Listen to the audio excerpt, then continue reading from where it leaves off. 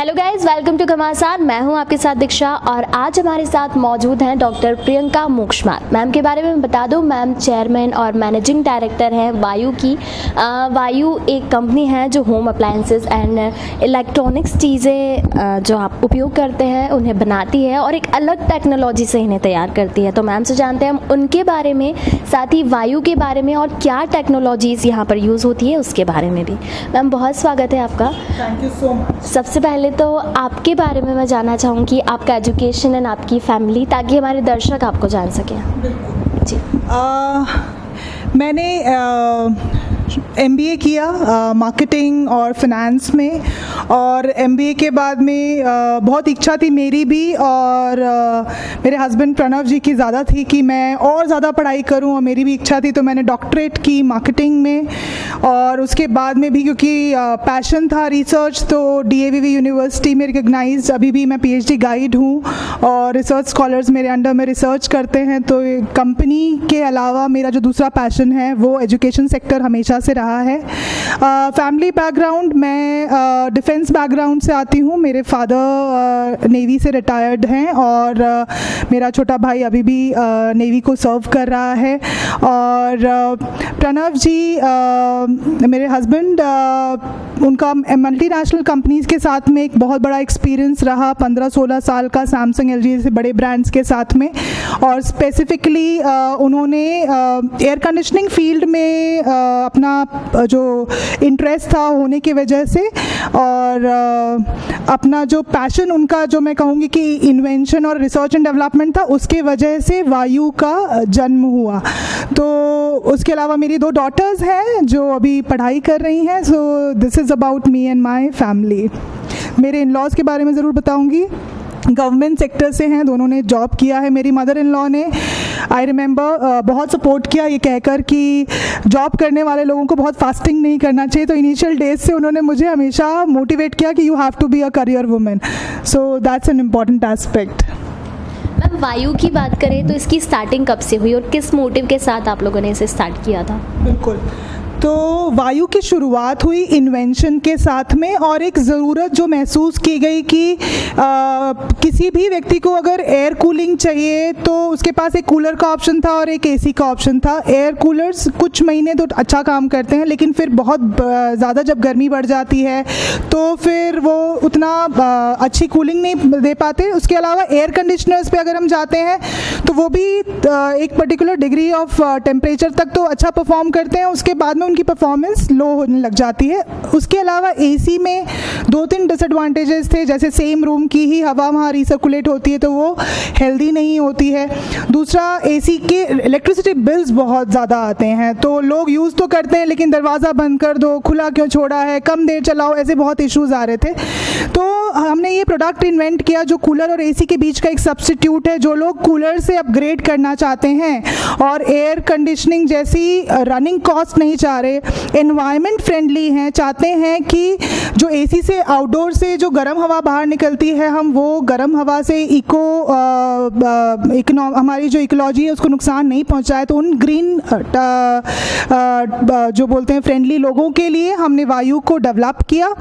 वायु उन दोनों के बीच का एक सल्यूशन है। तो जब ये इन्वेंट हुआ और पेटेंट पब्लिश हुआ तो हमारे दिमाग में आया कि ये एक रेवोल्यूशनरी टेक्नोलॉजी है और हमें इसे सोसाइटी के बीच में लाना चाहिए और एक ऐसा सल्यूशन देना चाहिए कि जो लोग कूलिंग चाहते हैं उनके लिए हम एक ऑप्शन दे सके वायु के फॉर्म में। तो वहाँ से वायु की शुरुआत हुई।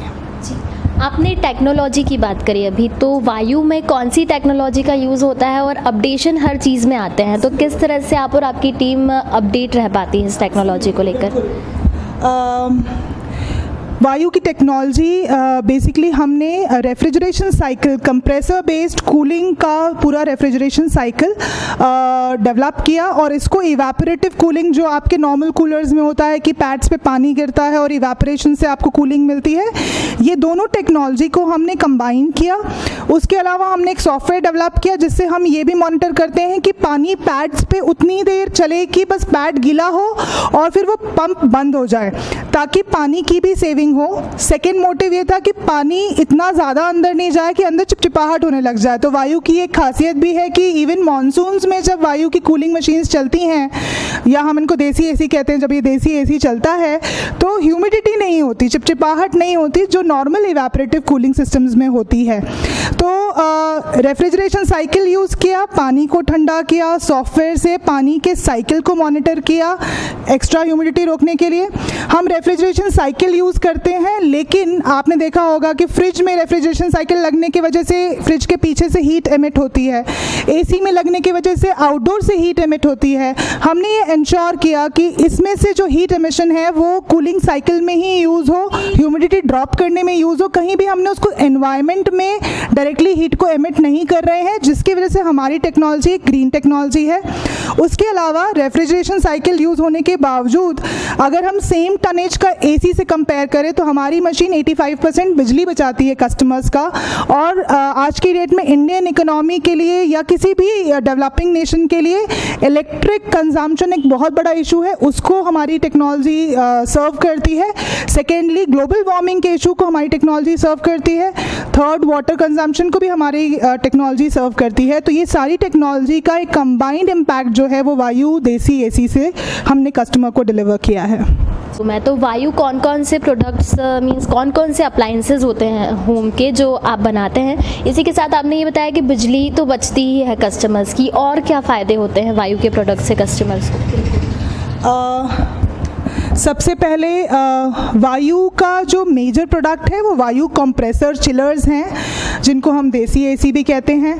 तो अभी तक हमने पूरी इंडिया में लगभग कमर्शियल जो हमारी मशीन्स हैं, जो कि 3 टन से लेकर तो 16 टन तक, तो अगर हम बात करें तो 300 स्क्वायर फीट से लेकर 1600 स्क्वायर फीट तक के लिए जो मशीनें ज़रूरत थी, तो बड़ी बड़ी इंडस्ट्रीज़ जैसे hero MotoCorp, McDonald's, Shri cement, हमने बड़ी बड़ी इंडस्ट्रीज़ में इनको इंस्टॉल किया।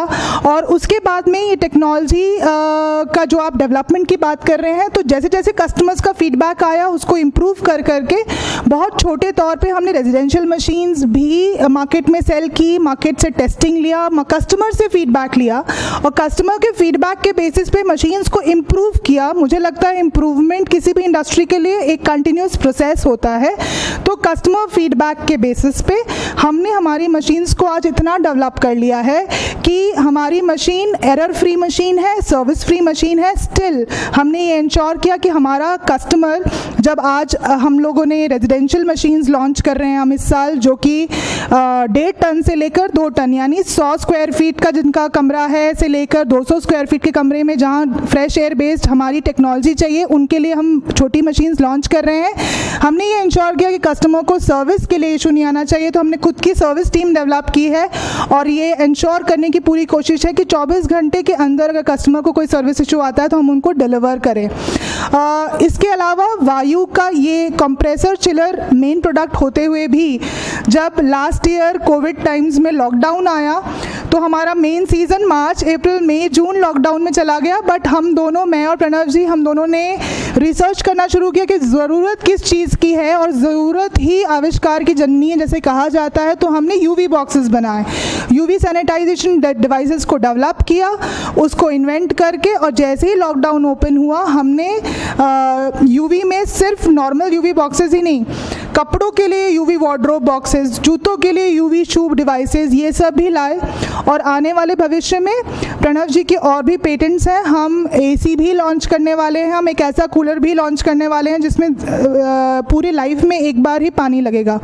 ये सारी टेक्नोलॉजीज़ बहुत धीरे धीरे धीरे करके हम हमारी जो नई फैसिलिटी हमने बनाई है पीतमपुर में सेक्टर 3 में, उसके साथ में हम लाने वाले हैं मार्केट में, और हमारे कस्टमर्स के लिए केवल इंडिया में ही नहीं वर्ल्ड वाइड भी हम इसको लॉन्च करेंगे।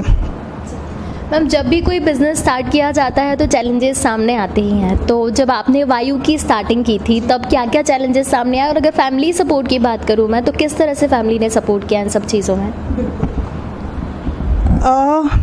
चैलेंजेस मुझे लगता है कि हर एंटरप्रेन्योरियल करियर का एक पार्ट होता है, और वो शुरुआत में ही नहीं, अभी भी रोज़ एक नया चैलेंज नए रूप में आपके सामने होता है। आप जब भी कोई चैलेंज को ओवरकम करते हो तो आपको एक नई सीख मिल जाती है, लेकिन ये सोच लेना कि अब हमने सब सीख लिया है, बहुत बड़ी गलती होती है। एंटरप्रेन्योरियल लाइफ में आप रोज़ सीखते हैं, आगे बढ़ते हैं, और फिर एक नया चैलेंज सामने होता है जिसे आपको ओवरकम करना होता है। लेकिन आज 4 साल इस कंपनी को चलाने के बाद में जब मैं पीछे मुड़ के देखती हूँ तो शुरुआत में बहुत टफ टाइम था। हम दोनों ही सैलरीड बैकग्राउंड से होने की वजह से हमारे पास जितने असेट्स थे, प्रॉपर्टीज़ थी, उसको हमने सेल ऑफ किया, और कंपनी में पहला पैसा हम अपने जेब से खुद लेकर आए, क्योंकि मुझे ये लगता है जब तक एंटरप्रेन्योर को अपने आइडिया पे दम नहीं लगता तब तक वो अपनी जेब का पूरा पैसा नहीं लगाता, और जब वो अपना पूरा पैसा लगा के और मार्केट में उतरता है और काम करते रहता है, तब जाके बैंक के लोन्स और स्कीम्स और सब कुछ धीरे धीरे आपको सपोर्ट मिलने लगता है। तो वो पहला एक टफ टाइम था जहां हम फिनेंसेस को लेके वरीड थे, और हम ये सोच रहे थे कि हम कैसे क्या चीज़ करें कि ये फंड्स हमारे अप्रोप्रिएट हो, क्योंकि सोच हमेशा से बड़ी थी। कभी भी ये सोच नहीं थी कि छोटा बिजनेस छोटा शुरू करना है। फर्स्ट डे से ही हमारी सोच ये थी कि हमें एक मल्टीनेशनल कंपनी जैसा ही वर्किंग करना है, क्योंकि कल को अगर हमें एक्सपोर्ट्स के ऑर्डर आते हैं तो हमें ये नहीं लगना चाहिए कि हमारा प्रोडक्ट तैयार नहीं है या हम तैयार नहीं हैं। तो फिनेंशियल हर्डल्स बहुत आए, टीम ज्वाइन नहीं करती है स्टार्टअप्स को, सभी को ब्रांड ज्वाइन करना है। तो उस वक्त मुझे लगता है कि स्टार्टिंग में तो हर किसी को हम बस मना रहे थे, बैंकर्स को मना रहे थे कि फंड्स दे दें, कैंडिडेट्स को मना रहे थे कि आप हमें ज्वाइन करें, हमारी कंपनी बहुत अच्छी है और हम बहुत अच्छा ग्रो करने वाले हैं। सो इनिशियल स्टेज में उनको भी हम कन्विंस कर रहे थे, पिच कर रहे थे कि हमारा आइडिया अच्छा है, हमारी कंपनी अच्छी है। तो टीम बनाना एक हर्डल था। थर्ड, क्योंकि हम नए थे तो फैक्ट्री इस्टेब्लिश करना, क्योंकि हम मैन्युफैक्चरिंग में एंटर कर रहे थे, तो स्पेस कितना चाहिए, फैक्ट्री कितनी बड़ी होनी चाहिए, मशीन कौन सी कैपेसिटी का लेना चाहिए। इसमें मैं ज़रूर कहूँगी प्रणव जी ने इतनी रिसर्च की कि उन्होंने वो मशीन्स खरीदी जो आने वाले 10-15 साल तक हमारी मैन्युफैक्चरिंग कैपेसिटी को सफाइज कर सकती है। तो कभी भी ये सोच के कि आज तो हमें सिर्फ 100 ही पीस बनाना है तो छोटी मशीन ले लेते हैं, आइडिया कभी नहीं था। तो आगे की सोच को देखते हुए हमने मशीन लिया। ये सब इनिशियल हर्डल्स थे, और फैमिली के सपोर्ट के बिना कुछ नहीं हो सकता। जब हमने प्रॉपर्टी सेल ऑफ करने की सोची तो सबसे पहला तो रिटेलिएशन मेरी तरफ से ही था, लेकिन फिर एक मुझे याद है वाक्य कि आज तुम ये 2500 स्क्वायर फीट का घर बेच रही हो प्रियंका, और कुछ प्लॉट्स बेच रही हो, लेकिन भविष्य में आई प्रॉमिस यू कि मैं आपको बहुत बड़ा एक 5 एकड़ का घर बना के दूंगा।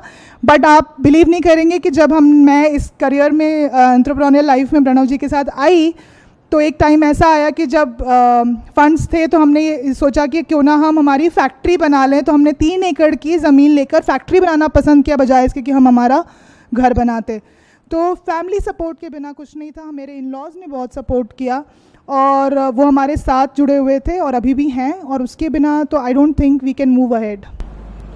मैम, आपके personally best achievement and awards कौन से हैं, और वायु के भी बेस्ट अवार्ड्स कौन से रहे अब तक? एब्सोल्युटली। तो अवार्ड्स हमेशा ना मोटिवेशन देते हैं। तो आप जब काम कर रहे होते हो तो जब अवार्ड मिलता है या आपके बारे में कहीं कोई लिखता है या आपके बारे में इस तरह से कोई वीडियो बनाता है और यूट्यूब पे डालता है, यू फील मोटिवेटेड, बिकॉज यही एंटरप्रेन्योर के लिए एक एनर्जी का सोर्स होती है। तो अवार्ड सारे प्रिय होते हैं, सभी अवार्ड्स आपको एक अचीवमेंट का कि हाँ आपने लाइफ में कुछ अचीव किया है का एहसास दिलाते हैं। मैं ब्लेस्ड हूँ कि हमें बहुत सारे अवार्ड मिले हैं। MSME ने हमें इंडिया SME टॉप 100 का अवार्ड दिया था। वो एक मोमेंट था, मुझे अभी भी मेरे जहन में वो याद है। लास्ट ईयर नीति आयोग ने वुमेन ट्रांसफॉर्मिंग इंडिया अवार्ड रखा था, जिसमें पूरे 1 साल तक बहुत कड़ा सिलेक्शन प्रोसेस था। तो उसमें मुझे याद है कि करीब 4-4.5 हज़ार विमेन ने अप्लाई किया ऑल ओवर इंडिया से। पहले एप्लीकेशन स्टेज था, फिर इंटरव्यू हुआ, वर्चुअल इंटरव्यू, उसके बाद में फिर उन्होंने 2 राउंड्स तो जूरी के रखे दिल्ली में बुला के। और वो जो मैंने 100 लेडीज़ को नीति आयोग के ऑफिस में एक साथ देखा, मुझे लगा कि ये 100 की 100 औरतें डिज़र्व करती हैं कि उनको ये अवार्ड मिले। और and I was so happy कि इंडिया में औरतें इतना अच्छा काम कर रही हैं और उनको अपने बिज़नेस के बारे में पूरी इन्फॉर्मेशन है और वो इन्वॉल्व हैं बिज़नेस में। उसके बाद में जब टॉप 30 में आई तो top 30 women all were deserving. और फिर वो जो मुझे मालूम चला जब उस दिन अवार्ड मिला, मुझे अभी भी गूज़बम्स आ रहे हैं, तो जब अनाउंस हुआ और पहला नाम मेरा आया, मुझे लगता है वो मेरे लिए एक बहुत बड़ा मोमेंट था, बिकॉज़ मैंने उस प्रोसेस को देखा था। वो प्रोसेस बहुत टफ था और वहाँ से आप जब नंबर 1 आते हो तो नो डाउट वो अवार्ड मेरे दिल के बहुत पास है। Women transforming India award NITI Aayog ने जो दिया था लास्ट ईयर विमेंस डे के पहले फरवरी में, तो वो मेरे लिए बहुत एक ख़ास अवार्ड है। वुमेंस की बात निकली है तो इस वक्त वुमेन एम्पावरमेंट हमारे देश का सबसे बड़ा मुद्दा है, तो इस पर आपके क्या विचार हैं? मुझे लगता है कि जो महिलाएं हैं या जो जिन्हें हम शक्ति रूप कहते हैं, मुझे लगता है किसी भी परिवार में, सोसाइटी में, या चाहे आप बिजनेस वर्ल्ड बोले, सबका सेंटर है, मध्य जिसको बोलते हैं, बिंदु जिसमें से एनर्जी निकलती है। तो अगर फैमिली में लेडीज स्ट्रांग है तो फैमिली अच्छा करती है, अगर बिजनेस में लेडीज स्ट्रांग है तो बिजनेस भी अच्छा करता है। बिकॉज मुझे ऐसा लगता है कि विमेन अपने आप में बहुत मल्टी टैलेंटेड होती हैं, वो मल्टी टास्कर्स भी होती हैं, उनमें एनर्जी इतनी होती है कि वो कई गुना ज़्यादा काम कर सकती हैं अपनी क्षमता से। तो बस ये है कि जब उसको अपॉर्चुनिटी मिली तो क्या उसने उसको ग्रैब करके अपने आप को प्रूव किया। तो अगर पढ़ने का मौका मिला परिवार से बचपन में, तो क्या आपने पढ़ाई करके और अपने आप को प्रूव किया कि हाँ मैं बहुत अच्छा पढ़ाई कर सकती हूँ, अपने आप को प्रूव कर सकती हूँ। जब आपको कहीं अपने आप को अपने विचार रखने के मौका मिला तो क्या आपने अपने विचार को खुले तरीके से व्यक्त किया।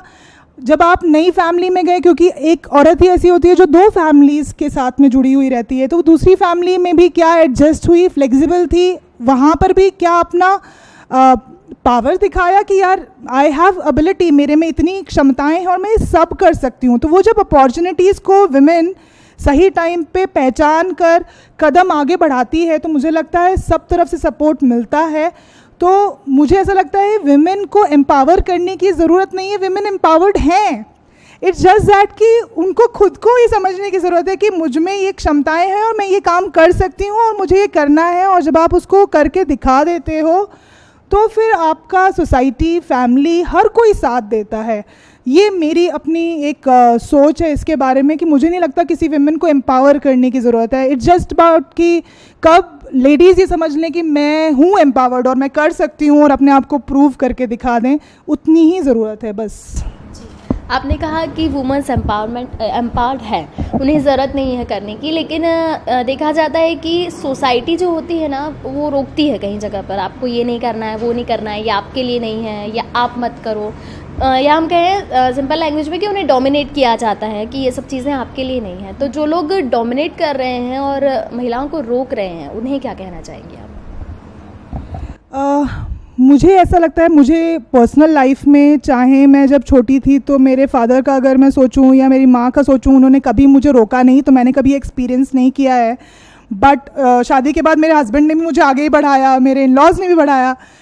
मुझे ऐसा लगता है कि जब पहली बार रोका गया और आपने अपोज नहीं किया और आपने मान लिया कि ठीक है शायद ये मेरे लिए नहीं है, उस वक्त से आपने रोकने को एक्सेप्ट करना शुरू कर दिया और अब वो आपके पार्ट ऑफ लाइफ हो गया है कि आपको जब मना किया जाता है कि ये आपके लिए नहीं है तो आप उसको एक्सेप्ट कर लेती हैं और आप उसको नहीं करती हैं।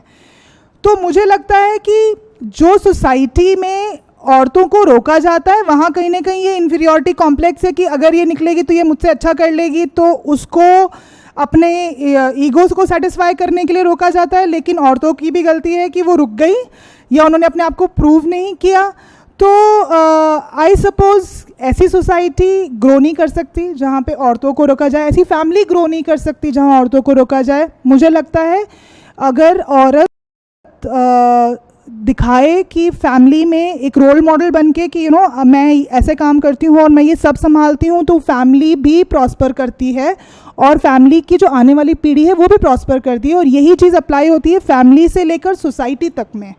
तो वो सोसाइटीज़ मैंने वर्ल्ड वाइड मैंने काफ़ी देशों में गई हूँ, मैंने देखा है बाहरी देशों में औरतें बहुत काम करती हैं। मतलब मुझे लगता है वहाँ पर मुझे आदमी कम दिखते हैं, औरतें ज़्यादा, तो मुझे वो आदमी औरत वाला डिफरेंस समझ में नहीं आता है। मुझे लगता है डिपेंड्स कि हमने क्या करके दिखा दिया या हमने क्या प्रूव किया। आपने बात की आदमी और भी एक मुद्दा है जो हमारे देश में काफ़ी चलता है, लेकिन कई जगह वर्क होता है, कई जगह सिर्फ बातें होकर रह जाती हैं। तो इस पर आप क्या कहेंगी कि क्या जेंडर इक्वालिटी कितनी ज़रूरी है और हम उस पर कैसे वर्क कर सकते हैं? बिल्कुल, तो मेरी इस बारे में ये सोच है कि ये जो रिजर्वेशन, विमेन रिजर्वेशन और जेंडर इक्वालिटी, आई बिलीव कि दोनों का रोल इक्वली इम्पॉर्टेंट है। पुरुषों का अपना एक इम्पॉर्टेंस है, एक रोल है जो वो कर सकते हैं, शायद वो काम हम नहीं कर सकते हैं, इट्स ओके, इसको हम एक्सेप्ट करें, उसमें हमारे लिए अच्छा ही है। ऐसा कोई हमें ईगो नहीं रखना चाहिए कि नहीं यार ये काम वो कर सकते, मैं क्यों नहीं कर सकती, इट्स ओके, आप कर भी सकते हो, बट अगर वो अच्छा कर रहा है उसको वो करने दिया जाए। ऐसे ही बहुत सारे काम है जो महिलाएं ही कर सकती हैं और बहुत अच्छा कर सकती हैं, वो पुरुष नहीं कर सकते। मुझे लगता है सोसाइटी में दोनों का इक्वल रोल है, दोनों की ज़रूरत है, दोनों इक्वली पावरफुल हैं, एम्पावर्ड हैं और दोनों की अपनी अपनी रोल एंड रिस्पॉन्सिबिलिटीज़ हैं जो दोनों बहुत अच्छे से निभा सकते हैं। मुझे नहीं लगता कंपैरिजन भी करना चाहिए, मुझे नहीं लगता रिजर्वेशन की भी बात की जानी चाहिए। मुझे ये लगता है कि जो सक्षम है जो काम करने में, उसको वो काम करने का मौका मिलना चाहिए, और अगर वो करके प्रूव कर देता है तो चाहे वो औरत हो चाहे पुरुष हो, उसको आगे बढ़ने का मौका मिलना चाहिए। मुझे नहीं लगता कि ये कॉन्सेप्ट मुझे कहीं से कहीं तक एक्सेप्टेबल भी है मेरे दिमाग में। वुमेन्स डे करीब है, तो कुछ मैसेज फॉरवर्ड करना चाहेंगे आप? बिल्कुल, मैं जितनी भी महिलाएं मुझे आज सुन रही हैं, देख रही हैं, मैं उनसे बस एक ही मैसेज फॉरवर्ड करना चाहूँगी आपको। आप अपने आप को फिनेंशियली इंडिपेंडेंट रखें, आप कुछ ना कुछ ऐसा करें, चाहे घर से करें चाहे बाहर निकल के करें, आप अपने लिए, अपनी फैमिली के लिए, अपने बच्चों के लिए एक रोल मॉडल बने कि आपने क्या किया जीवन में, और आपके हाथ में हर महीने वो फिनेंसेस रहने चाहिए, वो फाइनेंशियल इंडिपेंडेंस रहने चाहिए कि आपकी जो इच्छा हो वो आप कर सकें। उससे आपको रिस्पेक्ट भी मिलेगी, फैमिली में ही नहीं, सोसाइटी में भी, रिलेटिव्स में भी। जब आप जो आपको लगता है कि आपने समय बर्बाद किया बातें कर गए या आसपास में दोस्तियाँ फ्रेंडशिप करके, friendship is very good, but I believe कि काम से बड़ा दोस्त कोई नहीं होता। तो आप अगर पढ़ने में और अगर काम में ज़्यादा फोकस करें और अपने आप को फिनेंशियली इंडिपेंडेंट बनाएं, तो मुझे लगता है विमेन डे साल में एक दिन नहीं, रोज़ ही दिन आपका होगा, क्योंकि हर कोई आपको रिस्पेक्ट देगा, and that will be a women's day for all of us. Ma'am, अगर सोशल वर्क की बात करूं मैं वायु के, तो किसी तरह के सोशल वर्क किए जा रहे हैं वायु की ओर से लोगों के लिए? बिल्कुल, मुझे लगता है कि हमारा जो इन्वेंशन है वो अपने आप में ही सोसाइटी के लिए बना है। ये टेक्नोलॉजी बहुत एक्सपेंसिव और इसको अभी क्योंकि बहुत लो स्केल पे मैन्युफैक्चरिंग हो रही थी, कॉस्ट ज़्यादा होने के बावजूद जो हम इसको कम 12,990 में हम सोसाइटी के लिए ला रहे हैं, मुझे लगता है सोसाइटी को ग्रीन सोल्यूशन देना भी अपने आप में एक सोशल वर्क है। जो कहा जाता है कि आप अपने घर से शुरुआत करें, तो मैं ये कहूँगी कि मेरे लिए मेरी फैक्ट्री टीम, मेरी ऑफिस टीम वो मेरा परिवार है, और हम कोशिश ये करते हैं कि हम उनको सक्षम बनाएं, हम उनको कोई दिक्कत नहीं आने दें। तो कोशिश ये करते हैं कि इवन लॉकडाउन भी रहा तो हम उनकी सैलरीज देते रहें, अगर उनको कोई ज़रूरत है हम उसमें उसको सपोर्ट कर सकें। तो फ़िलहाल अभी मेरे लिए मेरी फैमिली, ये मेरा स्टाफ है, मेरी टीम है, हम उनके साथ जुड़े हैं और हमारे प्रोडक्ट्स के थ्रू हम हमारी सोसाइटी को सर्व करने की कोशिश कर रहे हैं। मैम, अगर वायु से कोई जुड़ना चाहता है, चाहे वो प्रोडक्ट खरीदना चाहे या जैसे आप लोग प्रोडक्ट जब बनाते हैं वो उस चीज़ में अगर जुड़ना चाहता है, तो वो कैसे कांटेक्ट कर सकते हैं आप लोगों से? तो वायु से जुड़ने के लिए बहुत सारे रास्ते हैं। हम मैन्युफैक्चरिंग में हैं, सेक्टर 3 में हमारा फैक्ट्री है, तो अगर आप इंजीनियर हैं, फ्रेशर हैं, हम सिखाने को तैयार हैं, काम करने की इच्छा होनी चाहिए। बल्कि मेरी ये इच्छा है कि मेरी फैक्ट्री 100% विमेन रन हो। अगर लेडीज़ हों, लड़कियां हों जिन्होंने इंजीनियरिंग किया है, फैक्ट्री में काम करने की इच्छा रखती हो, मैं खुद फैक्ट्री संभालती हूँ, बट मुझे नहीं मिलती फीमेल कैंडिडेट्स। तो जहाँ बोला जाता है कि जॉब की कमी है, वहाँ पर मुझे कैंडिडेट्स नहीं मिलते हैं। तो अगर आप इंटरेस्टेड हैं, आप हमें ज्वाइन करें। हमें इंजीनियर सेल्स टीम में भी चाहिए होते हैं, बिकॉज हमारा प्रोडक्ट टेक्निकल है। हमें डिज़ाइन के भी स्टूडेंट्स चाहिए रहते हैं जिन्होंने ऑटोकैड रन किया, वो भी हमें ज्वाइन कर सकते हैं। तो आप हमारी टीम का पार्ट बन सकते हैं। आपको बिजनेस करना है, आप वायु का कैप्टन प्रोग्राम है जिसमें आप घर बैठे भी हमारे प्रोडक्ट को प्रमोट करके और बिजनेस कर सकते हैं, वो भी एक प्लेटफॉर्म है। आपकी ऑलरेडी शॉप है इलेक्ट्रॉनिक्स की, आप डीलरशिप लेना चाहते हैं, वो भी एक तरीका है। अगर आप इसको ऐसा लगता है कि आपके एरिया में, जैसे राजस्थान हुआ, उत्तर प्रदेश हुआ, दूसरे स्टेट्स में इस टेक्नोलॉजी को बढ़ाना चाहते हैं, सोसाइटी को अवेयर करना चाहते हैं, आप उस तरीके से भी वायु से जुड़ सकते हैं। तो वायु से जुड़ने के लिए तो हम कम्प्लीटली ओपन है। बस आप में हमारे जैसी एनर्जी और काम करने की इच्छा होनी चाहिए, वो हर व्यक्ति हमसे जुड़ सकता है। आप हमारी सोसाइटी और यूथ को क्या मैसेज देना चाहेंगी कि वो खुद को किस तरह, स्पेशली यूथ को, कि वो खुद को किस तरह बेहतर बनाए कि सोसाइटी बेहतर बन सके? और एक चीज़ और ऐड करना चाहूँगी कि स्टार्टअप्स जब करता है कोई भी युवा अपना, तो कई सारी थॉट्स होती है उसके दिमाग में। आपने भी एक वक्त वायु की स्टार्टिंग की थी और आज आप इस मुकाम पर बैठे हैं, तो आप उन्हें सजेस्ट कर सकते हैं कि किस तरह का थॉट अपने दिमाग में रखें ताकि आप सक्सेसफुल हो सकें आगे जाकर। बिल्कुल। जहाँ तक यूथ के लिए मैसेज है वो यही है कि यू नीड टू नो, आपको समझना पड़ेगा कि आपको करना क्या है लाइफ में। टारगेट्स मुझे लगता है आज के यूथ में मिसिंग हैं। उनके दिमाग में कोई टारगेट्स नहीं है कि हमें क्या अचीव करना है लाइफ में। उसकी क्लैरिटी होना डे 1 से बहुत ज़रूरी है आपके खुद के लिए। क्योंकि मैंने देखा है कि नंबर 1 हम चाहते हैं अच्छे स्टूडेंट्स, अच्छी यूथ हमारे साथ जुड़ें, हमें वो टीम नहीं मिलती। हम लोगों को ट्रेन करते हैं पर वो काम नहीं करना चाहते। सबको ऑफिस में बैठ के काम करना है, तो बिना मेहनत किए कुछ नहीं होता। जब तक आप फील्ड में नहीं दौड़ेंगे तब तक आपको नहीं मालूम चलेगा कि कल जब आप मैनेजर बनेंगे तो आपकी टीम कहाँ जा रही है, क्या कर रही है। तो यूथ को आज के मेहनती बनना बहुत ज़रूरी है। बिना मेहनत के easy money is not possible.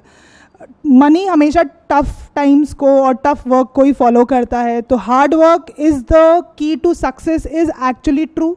Second, मैं यूथ को ये बोलना चाहती हूँ, जहाँ आपको ये लगता है कि थ्योरेटिकल नॉलेज से कुछ नहीं होता, बुक्स पढ़ने से कुछ नहीं होता, ये मेरा पर्सनल एक्सपीरियंस है। जो भी पढ़ाई आप करते हैं वो पढ़ाई ज़रूर काम आती है, बस आपको अप्लाई करने की इच्छा होनी चाहिए, तो आपकी फील्ड में आप उसको अप्लाई कर सकते हैं। थर्ड, वो यूथ जो खुद का कुछ करियर स्टार्टअप प्लान करके बैठे हैं, ये आपके दिमाग में क्लियर होना चाहिए और आप ये कॉन्फिडेंट होने चाहिए कि मेरा आइडिया बेस्ट है और ये आइडिया पे मुझे खुद को 200% कॉन्फिडेंस है। और पहली चीज़ आपको ये करना चाहिए कि आपको अपने परिवार को कन्विंस करना चाहिए कि हाँ, आपका आइडिया वर्केबल है और ये आइडिया करेगा, मार्केट में धूम मचाएगा, काम करेगा और आपको सक्सेस देगा। जब तक आप अपनी फैमिली को कन्विंस नहीं कर पाएंगे, आप मार्केट में किसी को कन्विंस नहीं कर पाएंगे। तो आपको इनिशियल स्टार्ट लेना पड़ेगा। ये स्टार्टअप्स की बहुत बड़ी गलती होती है कि हमको पहले दिन ही फंड आ जाए, कोई वीसी हमको फंडिंग कर दे, फिर हम बिज़नेस शुरू करेंगे। वीसी तब आएगा जब आपका बिज़नेस रोलिंग में आ जाएगा।